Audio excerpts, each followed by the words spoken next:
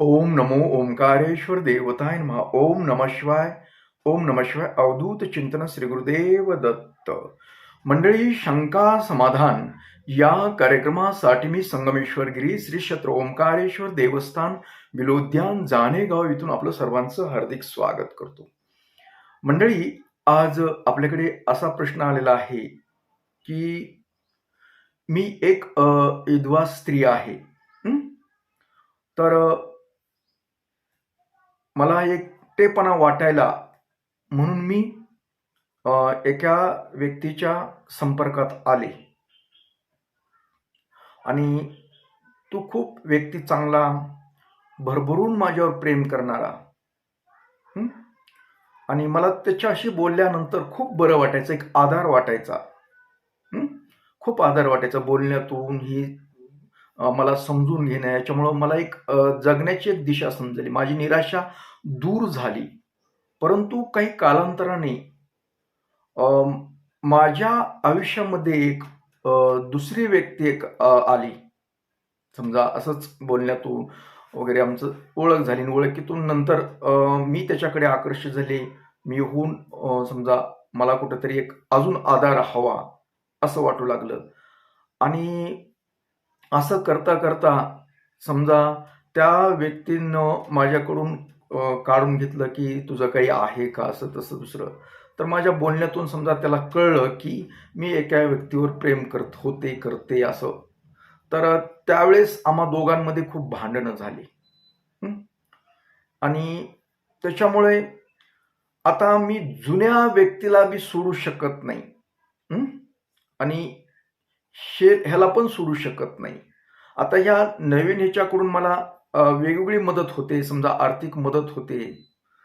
तसं जुन्याकडून मदत तशा काही प्रकार नाही, पण मानसिक समाधान, मला एक आधार चांगला वाटतो. माझं टेन्शन दूर होतं, म्हणून मला त्याला दूर करू वाटत नाही. आणि अशा घोटाळ्यामध्ये काय झालं, त्या जुन्याला बी कळलं की असा असा प्रकार आहे. त्यावेळेस जुना व्यक्तीही माझ्यापासून जरा दूर झाला आणि ह्या व्यक्तीनं, माझ्या नवीन आलेल्या व्यक्तीनं बी त्याच्यापासून दूर जा, असं तसं आमच्यात भांडणं वगैरे करून मी पण जरा थोडा काढता पाय घेतला. परंतु आज अशी माझी परिस्थिती आहे की मी एवढी तणावामध्ये आहे, एवढी टेन्शनमध्ये आहे, माझं कामावर लक्ष नाही. मी काय करते, काय म्हणजे सतत म्हणजे 24 तास या तणावामध्ये राहते. मी नेमकं काय करू?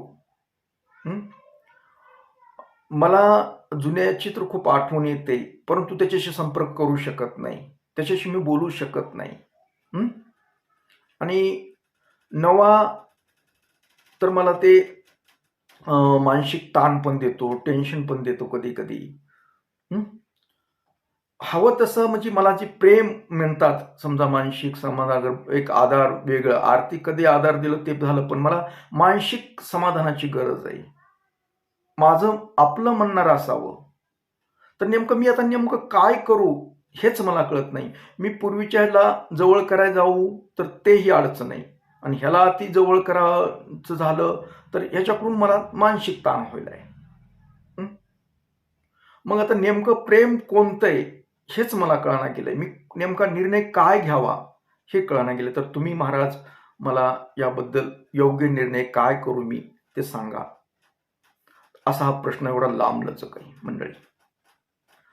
तर मी ताई तुम्हाला सांगतो की सर्वप्रथम थोडंसं शांत डोकं ठेवून, मनात एक तर तुमची मानसिक स्थिती बरोबर नाही, तुम्ही चंचल मनाचे आहात, तुमचं मन स्थिर नाही, तर तुमचं मन स्थिर करा अगोदर आणि शांतपणे एक निर्णय घ्या तुम्ही.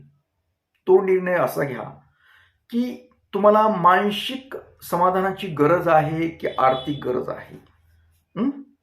तुम्हाला जर मानसिक समाधान, कुठंतरी आधाराचं आणि दीर्घकाळ टिकणारं प्रेम कुठे हे शोध घ्या.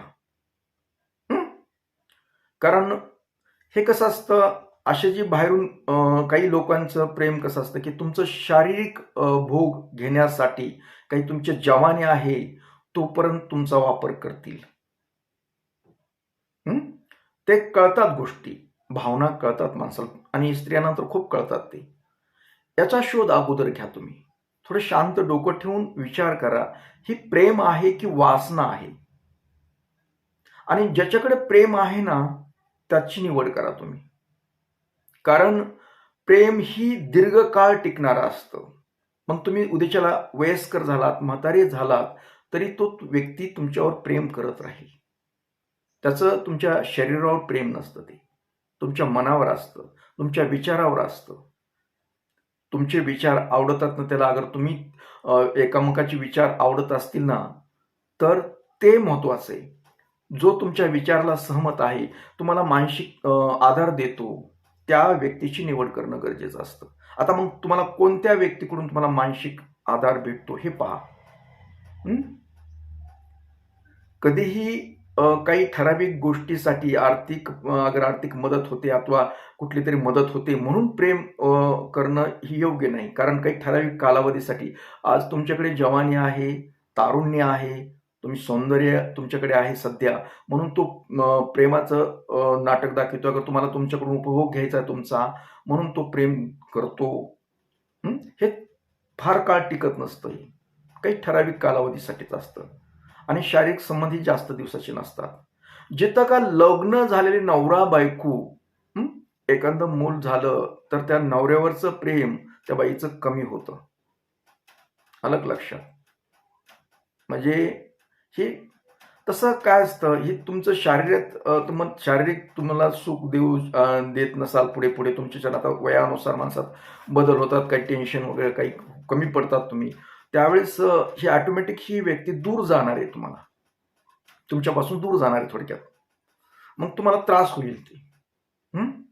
त्याच्यासाठी तुम्ही एकतर हळूहळू हे जे तुम्हाला प्रेम नुसतं मदत दाखवतं, अगर शरीरावर त्याचं प्रेम आहे अशी व्यक्ती कोणती दोन्हीपैकी याचा विचार करा, याचं निरीक्षण करा आणि जे तुम्हाला खरं मानसिक समाधान देते, खरंच प्रेम दाखवते, तुमचं विचारपूस करते, मला म्हणजे दुखलं खुपलं सगळी चौकशी करते, अगर तुम्हाला आधार देते मानसिक ह्यानं, तुमच्या अडीअडचणीला, म्हणजे आर्थिक नाही मानसिक ह्याला, कारण मानसिक फार महत्वाचं असतं आर्थिकपेक्षा. कारण मानसिक आधार जर तुम्हाला भेटला तर तुम्ही पुढे काही करू शकतात. आपलं आरोग्य चांगल्या प्रकारे राहतं. सर्व मनावरला खेळ असतो. मन तुमचं प्रसन्न, जिथं मन तुमचं आनंदी राहतं, ज्या व्यक्तीशी संवासात, ज्या व्यक्तीशी बोलल्यानंतर तुम्हाला आनंद वाटतो, बरं वाटतं, त्या व्यक्तीशी संपर्क ठेवा जास्त करून. आणि ही जर व्यक्ती तसे मध्यस्थी, त्याला सोड असं तसं म्हणत असेल, तर तुम्हाला ज्या व्यक्तीकडून तसं नुसतं प्रेशर खाली घेत असेल, दबावाखाली घेत असेल, तुम्हाला तू माझ्यावरच प्रेम कर, अगर माझ्या दुसरीकडे कुठं तोंड घालू नको वगैरे, अशा दबावामध्ये अगर तुम्हाला प्रेशर जर करत असेल तर तुम्ही तो व्यक्ती बाजूला करू शकता. कारण ही दीर्घकाळ टिकणार.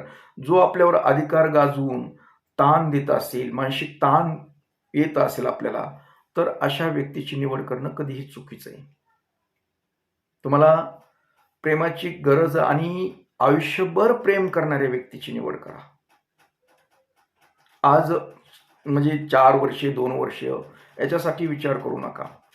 दीर्घकाळ म्हणजे मरेपर्यंत जो व्यक्ती प्रेम करतो, हे नुसता शरीरावर प्रेम करणारा नका बघू. जवानीवर प्रेम करणारे, तारुण्यावर प्रेम करणारे खूप लोक असतात. ते प्रेम नसतं बी. आज मी बरेच काही माझ्या पाहण्यातले लोक आहेत, त्यांचे वय म्हातारे झाले तरी अजून त्या म्हातारी बरोबर राहतात. म्हणजे आता समजा शारीरिक काही गोष्टी नसतात तरीही एकामेकाविषयी त्यांना भावना चांगल्या असतात, सुखदुःखात सामील होतात. अशा व्यक्तीची निवड करा तुम्ही. म्हणजे तुमचा मानसिक ताण आहे ना, तो दूर होऊन जाईल. कधीही खरं प्रेम असावं. काही ठराविक अपेक्षा ठेवून केलेलं प्रेम कधीही टिकत नाही, लक्षात घ्यायचं. ते व्यक्ती आपल्याला मदत करतो आर्थिक, म्हणून आपले प्रेमाचं दोघंही, ते आपलं प्रेमाचं नाटक तर तुम्ही त्याला प्रेमाचं नाटक दाखवता. म्हणजे दोघंही कुठंतरी आपल्या मनातलं करत नाही, तुम्ही दाखवत नाही. म्हणजे तेरी बी चूप आणि मेरी बी चूप. याच्यात प्रेम अथवा ही दीर्घकाळ टिकणारी गोष्ट नाहीये. त्यासाठी तुम्ही भविष्याचा विचार करा, पुढचा विचार करा, जेणेकरून आपल्याला आयुष्यभर साथ देईल अशा व्यक्तीची निवड करा. बघा, आता मी तुम्हाला दोन्ही सांगितले. आता तुम्ही दोघांशी संपर्कात राहतात, काय करतात त्याच्यावरून तुम्हाला लक्षात आले असेल. कदाचित तुमचा जुना आहे त्याचं निरीक्षण करा, आता नवीन आहे त्याचं निरीक्षण. खरं कोण आहे, खरं प्रेम करणारं कोण आहे, त्याला खरं आपल्याविषयी काय वाटतं, आपल्याविषयी भावना कशा आहेत त्याच्या, आपली खरंच का काळजी घेतो, अशा व्यक्तीची निवड करणं गरजेचं असतं. आलं लक्षात? तुम्ही टेन्शनमध्ये जाऊ नका. आणि दुसरी गोष्ट एक सांगतो तुम्हाला, या दोन्हीही गोष्टी तुम्हाला ह्याच्यामध्ये जर टेन्शनमध्ये येतच असाल तर ह्या दोन्हीही गोष्टी सोडून द्या, काही अडचण नाही, मग काही होणार नाही. कारण तुम्ही काय कराल, ह्या नव्या व्यक्तीशी संपर्कात जास्त राहण्याचा प्रयत्न करता, जी जुनी व्यक्तीच्या मनातून जी तुमच्याबद्दल निगेटिव्ह विचार येणारे आहेत अथवा तुमच्याविषयी जी तिरस्काराची भावना निर्माण होणार आहे, त्यामुळे सुद्धा टेन्शन येऊ शकतं तुम्हाला. कारण एखाद्या व्यक्तीनं तुमच्यावर जीवापाड प्रेम केलं होतं, करते, आणि त्या व्यक्तीला तुम्ही डावलता, त्यावेळेस त्या व्यक्तीच्या मनातून जी ऊर्जा निघते, तिरस्काराची ऊर्जा निघते, ती ऊर्जा तुमचं आयुष्य बर्बाद करू शकते, तुम्हाला कधीच सुख लावू देत नाही. आणि ह्याही व्यक्तीला तुम्ही दगावबाजी करायचा प्रयत्न काही करायला लागलात तरीही तुम्हाला दोन्हीकडूनही तुमच्या बाजू ही घातकच आहे. मग एकतर तुम्ही ह्या दोन्हीलाही सोडून द्या, कुणाचंच ही प्रेम प्रकारांच्या भानगडीत पडू बी नका वाटल्यास. आणि स्वतःवर फोकस करा, स्वतःच्या आरोग्यावर फोकस करा, आपल्या मुलाबाळावर फोकस करा आणि त्यांचा विचार करा. सगळ्यात उत्तम ते. आणि त्याच्यातून तुम्हाला निराशा येत असेल तर सोपी गोष्ट आहे की देवामध्ये मन रमवा. सर्वस्व देव आहे असं करत राहा, नियमितपणे पूजा अर्चा करत राहा, त्यातल्या शिवपूजा करत राहा, शिवपूजा करत राहा, मंत्र जप करत राहा.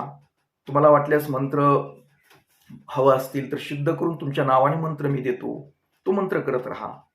नियमितपणे शिवपूजा सकाळी करा, सायंकाळी करा, आणि देवामध्ये मन गुंतवा. म्हणजे हे दोन्हीही ताण तुमचे रिकामे होतील. म्हणजे कुणाचेच तुम्हाला कुणाच्या ऊर्जेचा अथवा आत्म्याचा कुणाला दुखवल्याचा कुठलाही त्रास होणार नाही जर तुम्ही देवामध्ये मन रमवलं तर. आणि तुम्हाला बरं वाटेल. काही नवीन नवीन थोडंसं त्रास होईल, पण हळूहळू हे पूर्ण निघून जाईल. कधी जाईल की तुम्ही जर देवामध्ये मन रमवलं तर. नसेल तुम्हाला ही गोष्ट आवडत तर मग तुम्ही जो तुमच्यावर खरं प्रेम करतो त्याच्या बाजूने जा, त्याचा स्वीकार करा आणि त्याच्याकडे जा. ही तुम्हाला मी सल्ला देऊ शकतो. तुम्हाला सल्ला आवडला, दोन्हीपैकी देवाच्याकडे जायचं का तुमच्यावर प्रेम करणाऱ्याकडे जायचं हे तुम्ही ठरवायचं. आम्ही फक्त माहिती दिली तुम्हाला. तर असो मंडळी, याबरोबरच आजचा आपला हा शंका समाधान कार्यक्रम इथेच थांबूया आणि परत भेटूया पुढील कार्यक्रमात. तोपर्यंत मंडळी, ओम नमः शिवाय. जय हिंद, जय भारत. सुखी राहा आणि समाधानी राहा.